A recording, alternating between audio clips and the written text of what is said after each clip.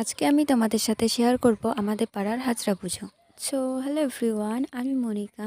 আজকের ভিডিওটা আমি স্টার্ট করেছি খুবই সুন্দরভাবে। পাশে বসে আছে আমার বুনু, আর আমার বুনু দেখো আমাকে কি সুন্দরভাবে ভিডিও করাতে হেল্প করছে। আমার আর আমার বুনুর এই সুন্দর ভিডিওতে কনসেন্ট্রেট না করে চলো আমরা হাজরা পুজোতে কনসেন্ট্রেট করি। সবার ফার্স্ট এখানে কিন্তু আসর বন্ধ করে নিচ্ছে, কারণ এই চৈত্রী পুজোটা একটু রিক্সেরই পুজো। তার জন্য এখানে আসর বন্ধ করা বা আরও অন্যান্য অনেক নিয়ম থাকে, সব আমি জানি না, কারণ আমার পক্ষে সব জানা সম্ভব নয়, কারণ আমি সবসময় ওখানে থাকি না। যারা এই কাজগুলো সবসময় করে, এই পুজোতে সবসময় থাকে, তারা নিশ্চয়ই জানে। যাই হোক, যেগুলো আমি দেখছি সেগুলো তোমাদের সাথে শেয়ার করছি। এখন কিন্তু আসর বন্ধ করে নিচ্ছে, আর আসর বন্ধ করার পর কিন্তু আমরা যেরকম কমেডি ভিডিও দেখি ওই রকম কমেডি কিছু নাটক এখানে দেখানো হয়েছে। সেগুলো আমি অ্যাড করিনি, তোমাদের সাথে শুধু শেয়ার করব হাজরা। এই হাজরাকে কিন্তু আমাদের এখানে পায়ের চালানো বলে। প্রত্যেকবারই কিন্তু আমাদের পাড়া থেকে দুজন করেই হাজরাতে পাঠানো হয়। এবারও দুজনকেই পাঠানো হবে, কিন্তু দুজনকে দুবারে পাঠানো হয়েছে আলাদা আলাদা করে।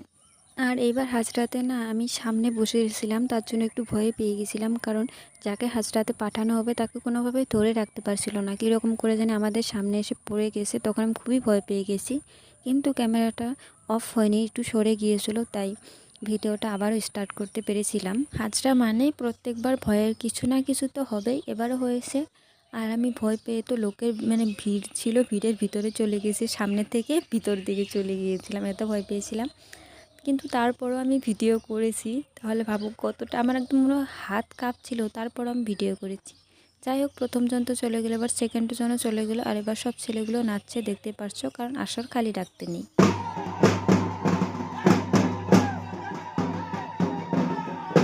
ওরা দুজন তো হাজরাতে চলে গেল, তারপর এখানে আমরা সবাই বসেই ছিলাম, কি করব, একটু একটু নাটকও ছিল, ওইসবই দেখছিলাম। তারপর ওরা দেখো আবারও চলে এসেছে, অনেক সময় পর কিন্তু এসেছে।